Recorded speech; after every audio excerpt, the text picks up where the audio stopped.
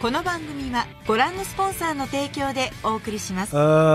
Thanks, random sponsor lady, but it's actually my job to tell people that this video is sponsored and approved by Ninouh Online. この番組はご覧のスポンサーの提供でお送りします。 Okay, no, you're not listening to me. You're not even including all the information we need to include anyway. You know, like, this is a pretty fun online game based on the Naruto universe that's free to play. It's even officially licensed, for God's sake. Do you not know that we need to include all that? この番組はご覧のスポンサーの Nobody even understands who you are anymore anyway! Who doesn't love a good fight?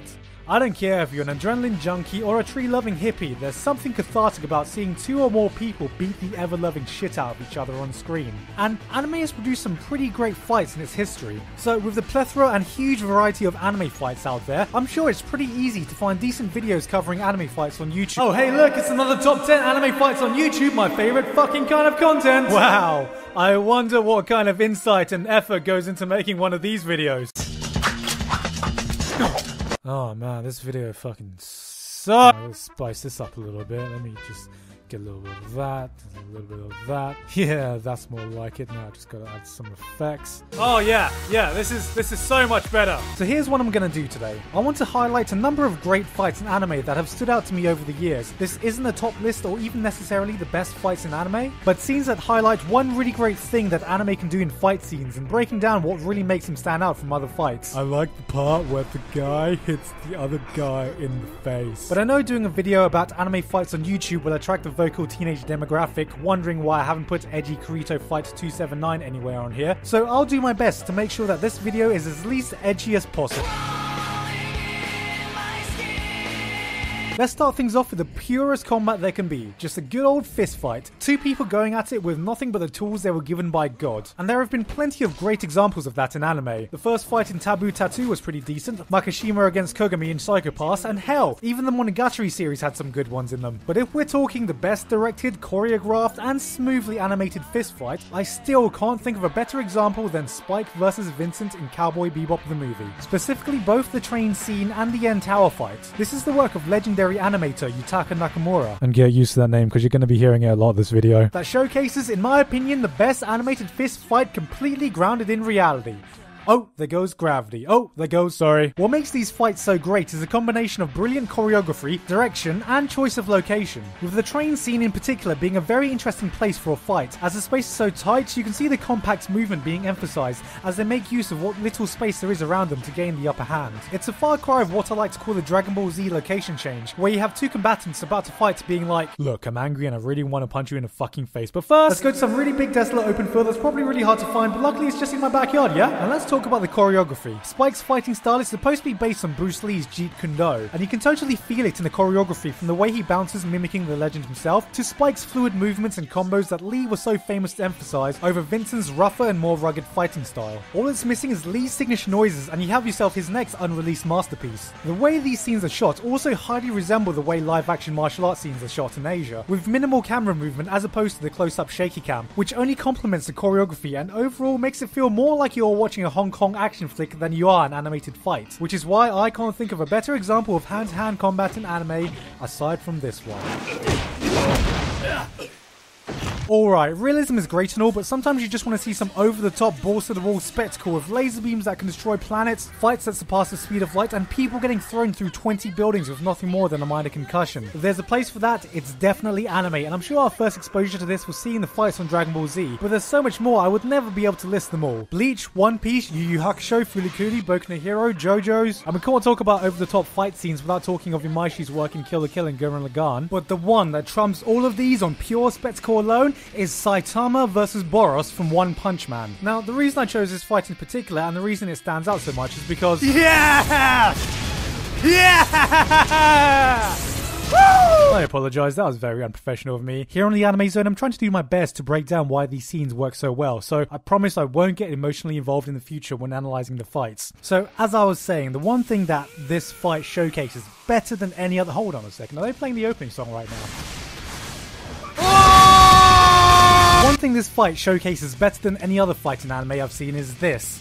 fun. It's impossible not to watch this entire fight without a massive smile on your face, because unlike with other epic clashes, you don't really feel any real sense of threat at all. There is never any doubt that Saitama is going to win, since even though he seems a bit more serious than usual, the scene never portrays him like he's in any immediate danger. I mean, he's fucking moonwalking his way into the action, for God's sakes. Normally this lack of urgency would kill a fight scene, but all of Saitama's fights, especially this one, manages to capture spectacle so incredibly well, and shows us that sometimes it's okay to just have fun and marvel at these spectacular events happening on screen. As the fight plays out, it keeps one-upping itself to stupid proportions, to the point where Saitama gets blasted to the fucking moon and he's like, yeah, okay, you know, I guess I'm on the fucking moon. And you can't help but get sucked in, even if you know that everything that's happening is absolutely ridiculous. And that's the charm of it. Similar to scenes like the final fight in Kung Fu Hustle, we get so caught up with the ridiculous nature that we just end up cheering along with it. But even Kung Fu Hustle never manages to reach the intensity that this fight does, thanks to the spectacular animation portraying the absolute power and force of the fight, for which you can thank animators like Arifumi Imai and Yutaka Nakamura. Again. As opposed to the Bebop fight, which was so impressive because it felt like live action, a spectacle like this only works so well because it's animated. As everything is drawn, it helps maintain our suspension of disbelief when something stupid happens, like, you know, a guy getting kicked so hard he flies to the fucking moon. But the animation also helps add to the intensity of it. The trailing lights to imply the speeds that they are moving, the exaggerated movements on every impact, the particle effects. All these techniques help increase the power of everything happening on screen while still making the action easy to follow. I mean, just look at this one kick and tell me the same amount of intensity can be achieved anywhere else. By comparison, similar live action sequences look kind of tame or laughably silly. There's nothing about this fight that isn't incredibly fun, no matter how many times I watch it. So if you want to sum up everything I just said, it basically just boils down to... Of course, any good fights are great spectacles and all, but there can be so much more than that. Actions can speak louder than words, and a fight is no different. A lot of the time, the story behind the punches is more important than the punches themselves, and the fights that really stick with us are the ones where we are invested in the emotions and story of what's happening on screen. If we're talking fights that tell a great story, I can think of Gon's first epic standoff with Hisoka, Gohan's iconic fight with Cell, and pretty much every final showdown in One Piece is so chocked full of emotion that it makes every fight great and memorable, even if they can be pretty average from a technical standpoint. But honestly, one of the best examples I've ever seen of this comes from Naruto and Sasuke's final bout in Naruto Shippuden. Whoa! Are you being serious here? A Naruto fight and a Shippuden one, no less? What are we, 13 again, Gigguk? Alright, just stick with me here. Yes, I know we all stopped watching Naruto years ago, so hands up who missed this fight that starts in episode 476. Oh, Gigguk, what do you mean it was only episode 476? I almost made it that far. I can easily catch up. Alright, I don't blame you for missing this fight. But what makes this fight so great isn't the spectacle of it all like previous Naruto fights have been famous for, but for the story that it tells, some pretty good direction, and some pretty good cinematography. And yes, those really were some words you heard me say about a Naruto fight. So even though I know many of us were Naruto fans at one point, let me fill in the details you need to know. Naruto follows the story of one loudmouth blonde kid who one day dreams of being the president of the United States. Even though for his entire life everyone's been like, dude, are you fucking stupid? There's no way he can be president. He becomes rival and best friend with this kid who spends his spare time shopping at Hot Topic while listening to Linkin Park, who's also not happy with the country, so he's like, yeah, I'm gonna go join ISIS now. Even though Naruto's like, no, don't go join ISIS, they're evil and that's against my ninja way. Fast forward a few years and Naruto is in the running to be president, but Sasuke comes back from trying to blow up the White House and is like, actually, I'm gonna be president now so I can change the country. And Naruto's like, are you an actual idiot? You're a fucking international terrorist, you moron. And the twist this entire time is that Naruto was Donald Trump. No, that's not really true. But the whole point is that this fight is the story between two close friends fighting for what they truly believe in. It's no huge epic fight to save the world, but it's a clash of ideology between two people who refuse to give up. And everything about this fight is packed full of the story between these characters. The way that the fight starts off with a complete lack of any music helps to emphasize the subtle detail that is going on with every blow. From the run-up that shows the two of them through the ages, to the way that they use each other to finish off their hand signs, and even seeing Sasuke trying to stop Naruto from making his shadow clone hand sign, shows that the characters have a deep understanding of each other's fighting style. Because everyone knows by now that Naruto's problem-solving skills basically boil down to spamming shadow clones enough time until something happens. What's this? People are protesting because they're unhappy with the election results? Maybe making shadow clones will solve the problem. After all the flashy powers have been used up though, my favourite part is when the fight divulges into this brutal fist fight, which again happens without any music to just emphasize the brutality of these two dudes just beating the shit out of each other, culminating in this brilliant minute-and-a-half long shot of two exhausted and physically broken guys, completely unwavering in their spirit to carry on fighting for what they believe in. It's one of the best directed sequences in this whole franchise, and everything about this segment oozes with the character's emotion without saying a single word. And I could spend an entire video breaking down every subtle detail of this fight fight that tells us something different. But since we're running out of time for this segment, I'll just end it with one of the finest final clashes in anime, capping off over 10 years, 700 chapters, 500 episodes, and 2 series worth of emotion in a single blow.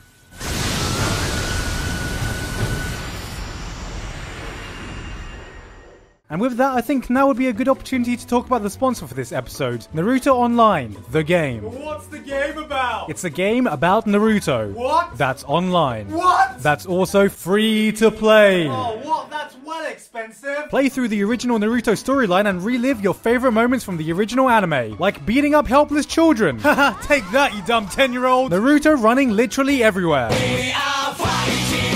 And watching Sakura be a useless git. Oh god, just do something already! Meet other players online and even team up with them. Hey, you want a Naruto run with me? Oh yeah, sure.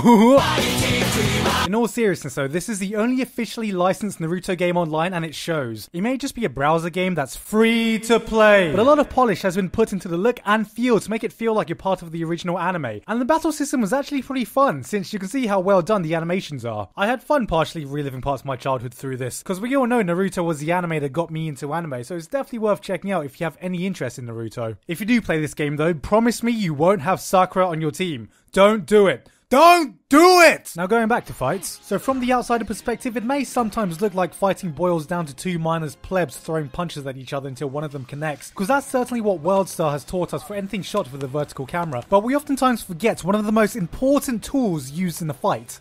The brain. And smarter fights are not something completely unknown to anime. Joseph Joestar's fights were equally parts stupidly entertaining as they were smart. Darker Than Black had some interesting use of abilities. And Hunter x Hunter had a great power mechanic that emphasized strategy and knowledge over just being the hardest puncher. If you're looking for a battle of the mind though, what I want to talk about is Saber and Lance's first duel in Fate Zero.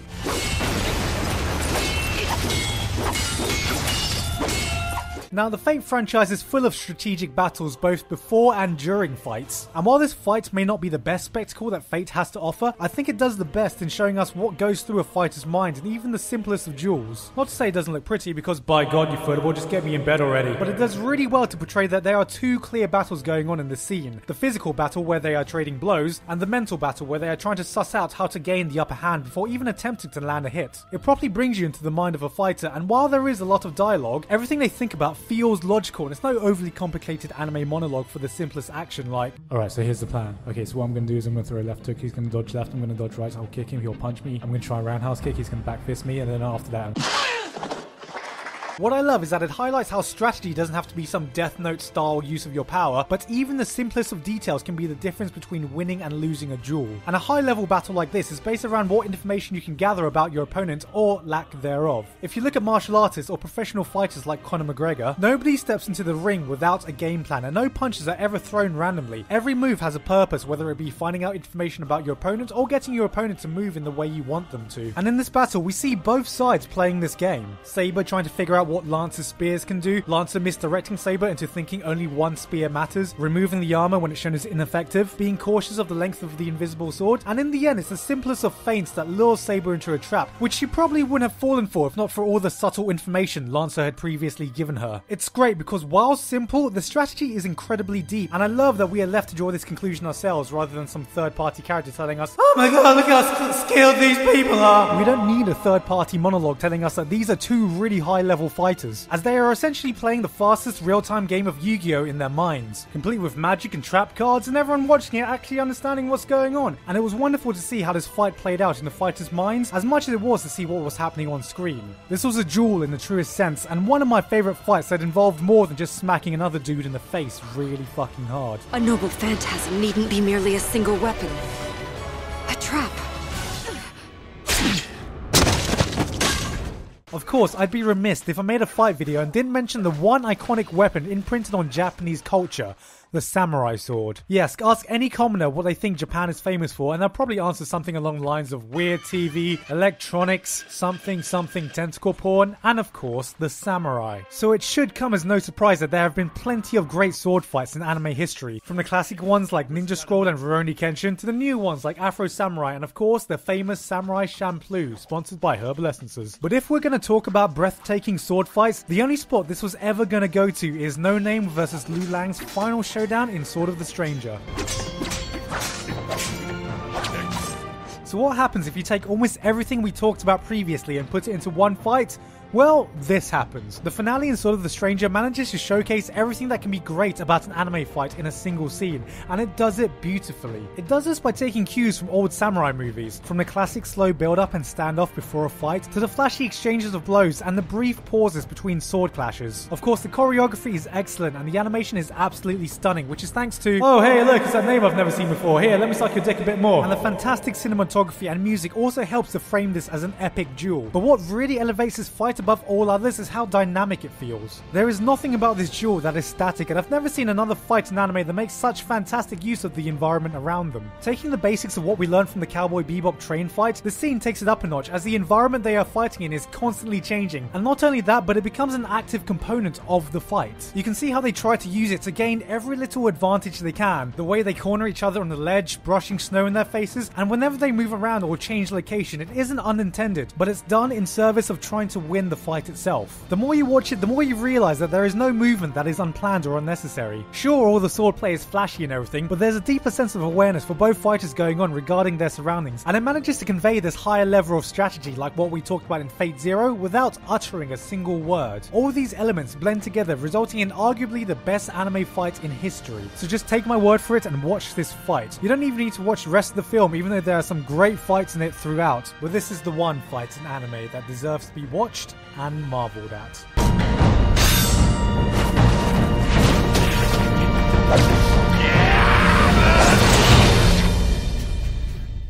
And that was all I had time to cover today. I hardly even scratched the surface of what I could cover though, so who knows, I'll probably have to make another one of these in the future because there are so many anime fights I could talk about. Thanks to my good friend Ninouh for helping me research this video. He also did a good video breaking down what makes a good anime fight too, so if you want further information, I highly recommend you check out that video. Don't worry Jimmy, that's a free plug on me. And again, a huge thanks to Naruto Online for sponsoring this video and just letting me talk about anime fights, because I can do that all fucking day. If you do have any interest in Naruto at all, I do think you'll enjoy this game, so just give it a shot if you want. But now, I do look forward to reading all your insightful comments about everything I said. Oh my god, I can't believe you didn't mention my favorite fight. You know, Trump versus Hillary versus Corey in the House versus Harambe, you casual pleb.